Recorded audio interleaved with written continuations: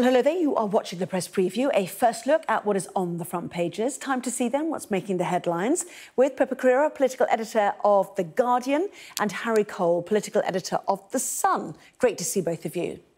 Before we hear from them, the front pages, let's kick off, shall we, with The Telegraph. On the day, supermarkets are in the firing line over fuel prices. The Telegraph has the headline, "Motorists used as fuel cash cow by grocers." The Eye has carried out a poll which reveals that 67% of people also want a cap on supermarket prices generally to help them cope with the soaring cost of living. News that last month was officially the hottest June on record is the top story for the Metro, the headline, "Flaming June." Proposed new curbs on immigration numbers lead the Express, which says the proposals have been blocked by the Treasury, a move which has split the Conservative Party. Pippa Crerar has tonight's lead story in The Guardian about Labour plans to improve nursery education for the under-4s. The Financial Times says bank chiefs have been called in by the financial regulator to explain why saving rates are lagging so far behind the rising cost of mortgages. Well, the Daily Mail says banks are also facing investigation over closing the accounts of people who express controversial views. And the Daily Star returns to its favourite source of stories, scientific boffins, who say that people's brains are shrinking because of eating a bad diet. While Harry's paper, The Sun, focuses on the marital ups and downs of Emmerdale's Amy Nuttall and her actor husband, Andrew Buchan. How do you pronounce his name? Buchan? No, everyone's looking at me. Anyway, reminder, by scanning the QR code you'll see on screen during the programme, you can check out the front pages of tomorrow's newspapers while you watch us. So let's get the thoughts of Pippa and Harry, and that theme, really, about supermarket prices, fuel prices, and indeed the idea of savings rates lagging. Kicking off, though, Pippa, with The Eye, this idea of a supermarket price cap, which I thought had been ruled out by the government. It seems tempting to consumers, but presumably it would have knock-on impact for farmers, for example, wouldn't it? Yeah, I mean, this is a policy which actually hasn't been used since the 1970s, but it was briefly considered last month when food inflation looked like it was stubbornly staying high. It's 18.4% at the moment, but earlier this year it reached a 45-year high of 19.1%, which is, you know, a massive figure, and one which we all feel when we go to the supermarkets and fill up our trolleys, and, you know, even the most basic goods, milk, eggs, bread, things like that, have soared in price. And the story on The Eye is actually based on a poll which finds that 67%, of the public back price controls, you know, caps on some of those basics goods I mentioned, like eggs and bread and so on. And just 13% opposed the idea. But as you rightly say, even though it was briefly considered last month within Whitehall, Number 10 and the Treasury ultimately rejected the idea. Obviously, they wouldn't feel that they wanted to interfere in the markets. And as you rightly say, there could be knock-on effects. But they have warned supermarkets, both the Treasury, Number 10 and the Bank of England, against using inflation to rebuild profit margins, which have been hammered for a variety of reasons, including energy costs soaring post-Ukraine and, of course, the pandemic. So I think the pressure that households are feeling means that this subject isn't going to go away. The inflation remains high, crucially core inflation and food price inflation. And as long as the public continues to feel the pain, the government is going to have it at the top of this inbox on how it's going to drive down inflation. Yes, and I thought that supermarkets or their official bodies suggest that actually supermarkets run very low profit margins. You know, it's a quantity business. That's where they get any profit from. So is it a fair accusation against them, do you think? Because we're going to come on to the fuel pump price in a moment in City AM. But just in terms of grocery, is it something the government's very concerned about, Harry?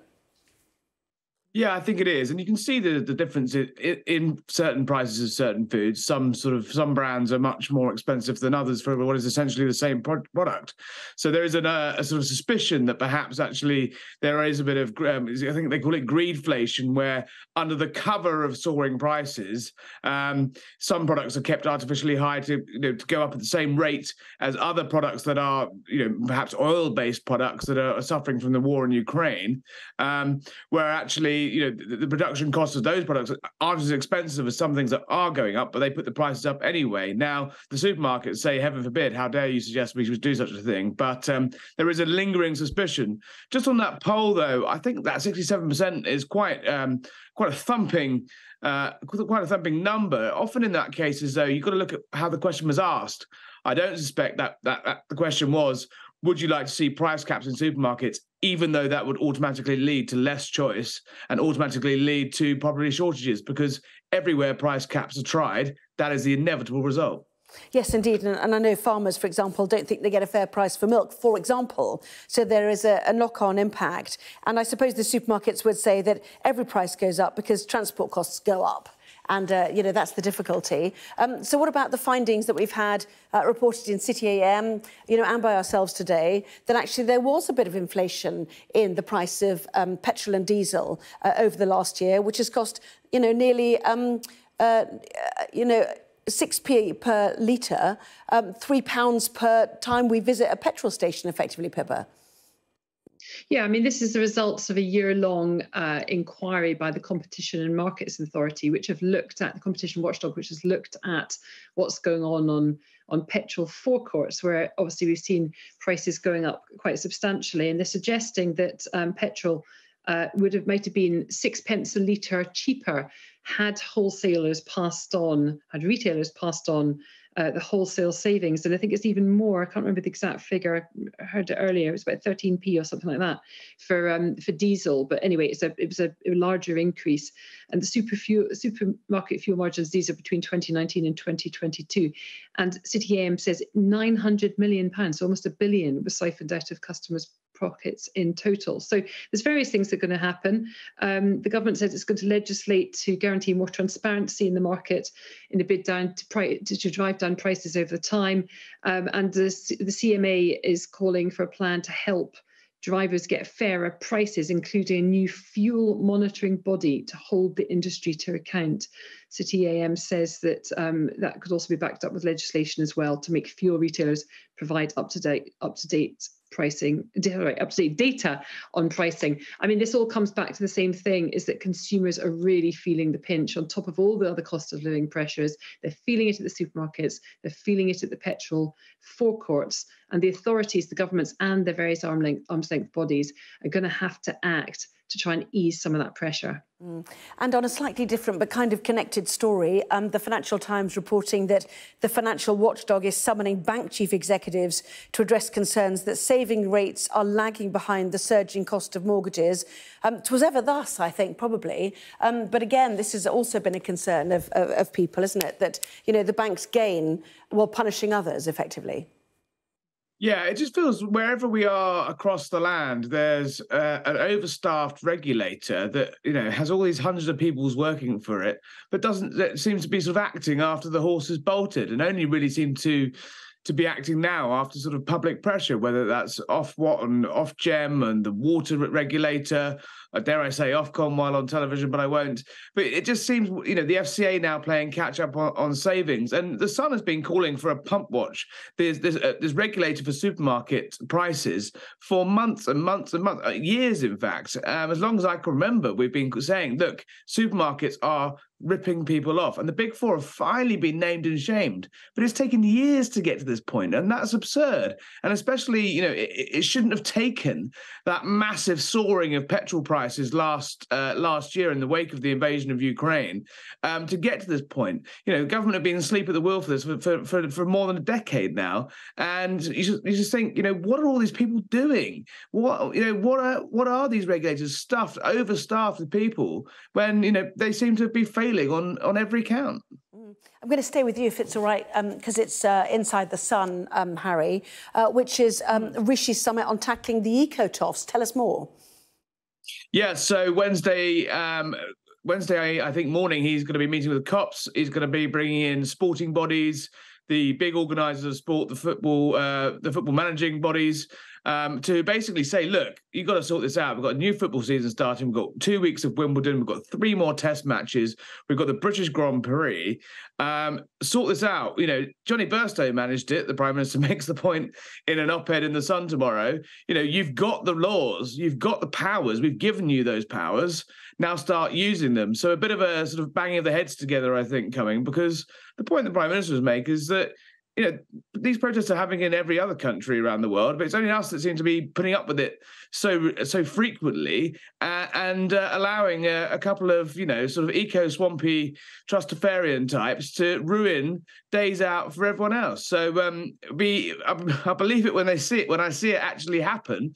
But again, once again, it does feel like the horse has somewhat bolted the stable and the door is flapping open, and the Prime Minister only now really is beginning to try to shut it. Yes, and you know, controversy rages about the efficacy of these protests, Pippa, but also about the police powers as well, which were themselves controversial. Yes, and of course, the police have more ramped up powers. I think it was last year that they came in order to be able to crack down on some of these protests, but civil rights groups felt that they went too far and that actually there was existing legislation that they could have used. But increasingly, it seems that people feel that this specific group targeting not just sports events, but of course we've seen them do go slows, is that what it's called? You know, marching down streets and sort of blocking traffic and so on as well. They end Extinction Rebellion. Have really sort of got the public's backs up, and so much so that I think one of the original founders of Just Stop Oil and funders, indeed, said a couple of weeks ago that actually it was about time that they rethought their tactics, because if they ended up just antagonizing the public rather than winning them over to their arguments, then actually their point, you know, the point of their protest was questionable. And surely the one thing that they want to be doing is to win over the public so that it exerts pressure on politicians. And if they're failing to do that, then I think maybe some of those tactics need to be revisited.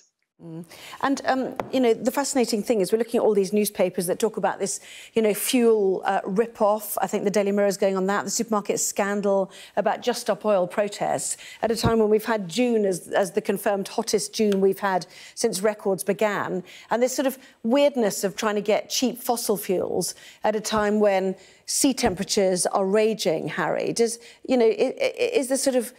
As the eye gone off the boil, was this Boris Johnson's baby and not Rishi Sunak's? Is that what's happening in government?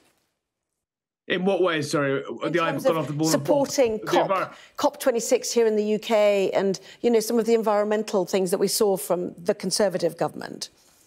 Sure, but I mean, we're living in a cost of living crisis, and you can ask any voter, any Sun reader, and all the polls show that people consistently put the cost of living crisis way ahead. In fact, the poll we had last week, the YouGov poll of the British electorate, they had tackling the cost of living crisis and reducing people's prices at the tills and at the pumps was a number one issue facing voters, and dealing with net zero was down at number 8. So I don't think anyone's taking their eye off the ball, but we're living in reality. Of the fact is, people are struggling now, and you know, when you start lecturing them about what they, you know, going carbon neutral in 30 years' time, they look like you've come from another planet. So I think it's a reflection on the fact that people living their day-to-day lives are very hard.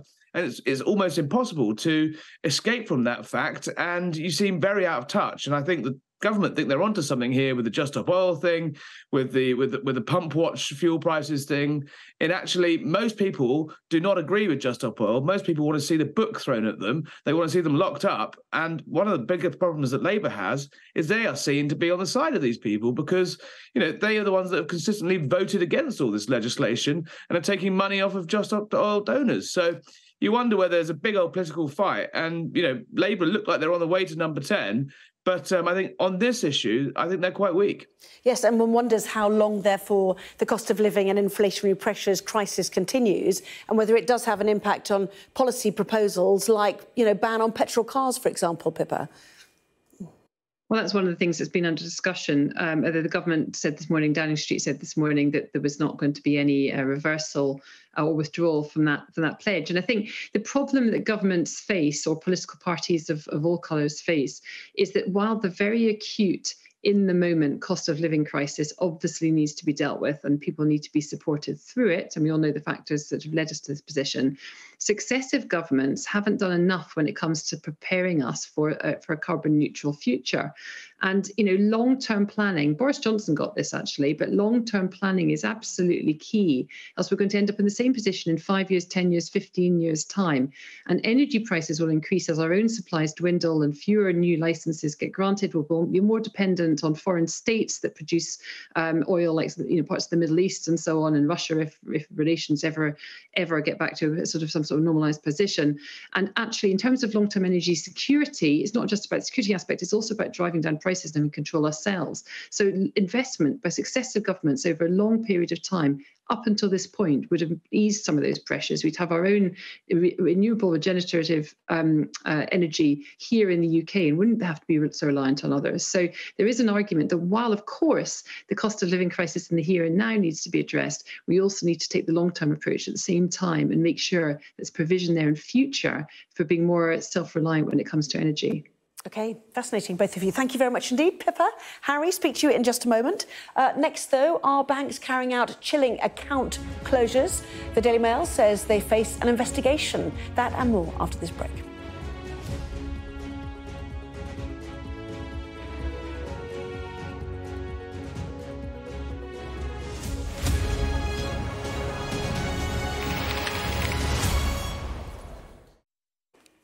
Well, welcome back. You are watching the press preview with me once again, Pippa Crerar, political editor of The Guardian, and Harry Cole, political editor of The Sun. Welcome back to both of you. Pippa, we're going to get to your story in The Guardian, if that's OK. And there has been a great deal of concern about, firstly, the cost of nurseries and therefore how ratios of care are changing. So what's the plan that you've heard about from Labour that you've reported on here? Well, Labour has decided that 0 to 3 age group is absolutely critical. I say Labour has decided. This has long been accepted by leading experts in the sector and, of course, the sector itself, that focusing on 0 to 3 is absolutely critical if you're going to try and create a level playing field when children start primary school. And I interviewed Bridget Phillips, the Shadow Education Secretary, who said that even when she went to visit primary and secondary schools, head teachers would say to her, if Labour win the next election and end up in government, you end up running the DfE, if you have any money, please focus it at 0 to 3s, because that is the single best way of trying to sort of create opportunity and eradicate inequality. And it's long proven, people like Andrea Leadsom on the Tory side, as well as obviously historically Tessa Jowell, who's behind setting up Labour Sure Start centres, have always agreed that this is a priority. So Labour is basically saying that this is going to be a priority. And in terms of doing this, and the story that we've got on the front page of The Guardian tomorrow, is that they're going to look at putting in graduate educated, so degree level teachers in nurseries. Of course, lots of stuff in nurseries, particularly private ones and voluntary sector ones, are currently not degree level educated. They're nursery nurses and so on. So it's about raising quality across the board in the nurseries that exist. They're also going to look at opening up more nursery places in primary school settings. There's about, I think it's about 1,600, 1,700 primary schools across England, and it's 1,300 primary schools across England don't have early year settings on sites, and another 400 do currently have state-maintained nurseries. And Labour are going to look at expanding that, so formally linking early years and childcare in with the education system to sort of like create a situation where that remains a focus regardless of who ends up being in government in future. Yes, and certainly reception teachers have often complained that children they get, often can't hold a pen, or sometimes can't hold a pen, or even can't even go to the toilet on their own sometimes as well. So it is a big area. Let's move on to the Metro, shall we? And the story that she who judged rule breaking broke the rules. Tell us about that, Harry.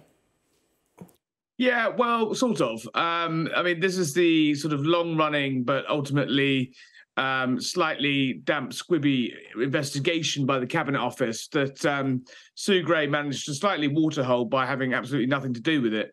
So this was the Cabinet Office led. They're keen to stress it was a civil service led investigation into the former sort of Whitehall enforcer, who was actually not right at the centre of things right when she left, but still pretty closely involved at the very top. Basically said, look, evidence suggests that she contacted Keir Starmer Keir Starmer contacted her in October of last year. She continued to work for the civil service for 4 months, and therefore the rules were broken because she didn't declare that contact. But it's been sort of lawyered to death, the sort of statement, and so they inserted prima facie, which basically means, look, we've had a look about it, we can't prove it either way. This hasn't been tested in any court or won't ever be, but it looks to us like she broke the rules. And Labour, quite rightly, frankly, have gone, yeah, booyah to that. Let's move on. She starts in September, 6-month cooling period. But there is a lot of anger, not just on the ministerial side, on officialdom side as well. Lots of civil servants think that Sue Gray's behaviour did bring the notion of civil service impartiality into dispute. Whether she was doing anything wrong or briefing Starmer behind the backs or any of that, the appearance of neutrality is as important as the neutrality itself. So lots of sore wounds there. The amusing thing, I think, though, is that the way the polls are going, if Sue Gray carries on working for Labour past the general election point she's been hired for, she's going to be back probably in Whitehall where she left off, with lots of people who are quite grumpy with her still. The Tories might be gone, but there'll be a lot of senior civil servants who she'll have to work with again, who frankly are spitting tax. OK, and less than a minute left on our last story. Daily Mail, Pippa, the Nigel Farage bank row with further implications, the paper says.